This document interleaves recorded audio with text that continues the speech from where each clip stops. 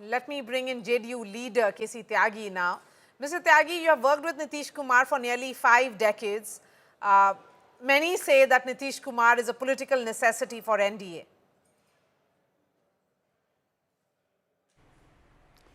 देखिए, नीतीश कुमार जी से JP moment 1974 का मेरा परिचय है। जनता पार्टी बनने के बाद हम जनता दल का जो युवा संगठन था उसमें दोनों ने साथ काम किया।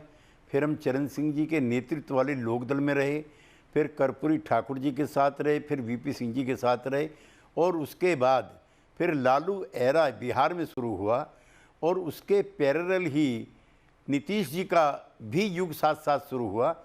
1990 के चुनाव में लालू यादव नीतीश कुमार जिंदाबाद के नारे लगा करते थे, लेकिन लालू जी के मुख्यमंत्री बनने के बाद अचानक परिवर्तन हुआ। उसमें नीतीश जी को लगातार कम करके आंका गया और इग्नोर करने के प्रयास किए गए और यही वो दौर है। असल में हम कोई श्री कृष्ण सिंह से तो तुलना कर नहीं सकते किसी की, को तो हमारे से पहले का ज़माना है।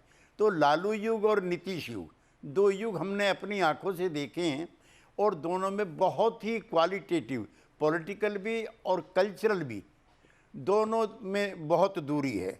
नीतीश कुमार जब मुख्यमंत्री पद से इस्तीफा देते हैं 2014 में लोकसभा चुनाव में हारने के बाद, तो बिहार की जो सबसे दलित कम्युनिटी है, माझी समुदाय, उसके आदमी को मुख्यमंत्री बनाते हैं, अपने भाई और बेटे को नहीं बनाते हैं। लालू जी जब 1996 में इस्तीफा देते हैं चारा घोटाले के बाद, तो वो विजेंद्र यादव जी को या किसी और को नहीं, नीतीश कुमार जी तो खैर अलग हो गए थे, लेकिन वो अपनी धर्मपत्नी को मुख्यमंत्री बनाते हैं।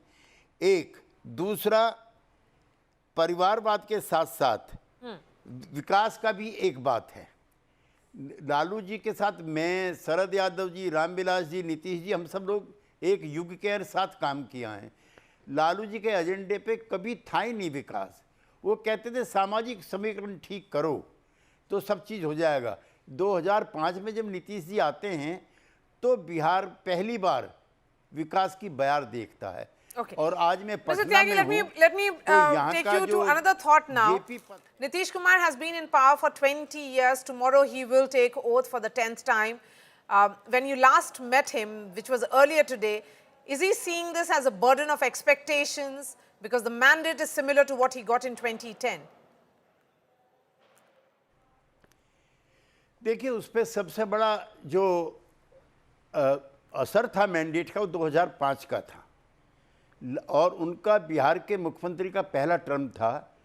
तभी से उन्होंने अपने एजेंडे तय कर लिए थे, जिसमें पहला एजेंडा विकास था और दूसरा वुमेन एम्पावरमेंट था। आज तो 10,000 रुपये देने की जब बात आती है, मैं कहना चाहता हूँ देश में पहली बार 2006 में बिहार अकेला सूबा है जिसमें 50% का आरक्षण ग्राम पंचायतों, जिला पंचायतों में, नगर निगम में नीतीश कुमार जी ने किया। 2007 में देश में पहली बार, आप बिहार में आइएगा तो हर तीसरा पुलिस वाला महिला है। 35% का आरक्षण उस समय नीतीश कुमार जी ने किया। महिलाओं के कहने पर, हालांकि बहुत अप्रिय विषय था कई हमारे मित्रों के लिए, मीडिया के लोगों के लिए भी और भी लोगों के लिए, लेकिन महिलाओं का बिहार में जो वोमेन एट्रोसिटीज़ थी उसमें बहुत बड़ा स्थान था। अब पति लोग शराब पी के आते थे और सारा गुस्सा पत्नी पे उतारते थे। नीतीश जी ने 24 या 25 हज़ार करोड़ रुपए साल का रेवेन्यू लॉस किया, लेकिन बहू बहन बेटियों की इज्जत बचाने के लिए शराबबंदी की। यहाँ पे बहुत ड्रॉप आउट होता था लड़कियों का, साइकिल भी दी और पोशाक भी मुहैया कराई। और जीविका जो दीदी योजना है वो यहाँ पे हुई, जिसमें 1 करोड़ और कुछ लाख महिलाएं भर्ती हुई। और अब ताज़ा ये 10,000 रुपये नहीं है।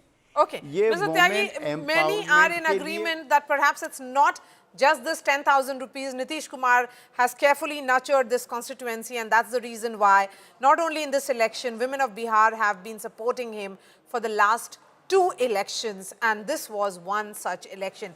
Mr. Tyagi, appreciate your time. Of course, you'll be there at the oath-taking ceremony tomorrow.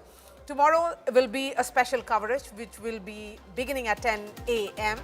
All eyes will be on Patna's Gandhi Maidan, where NDA leaders will be arriving. Prime Minister Narendra Modi, Home Minister Amit Shah, NDA chief ministers, all will be present to witness history unfold in Patna's Gandhi Maidan as Nitish Kumar will be sworn in.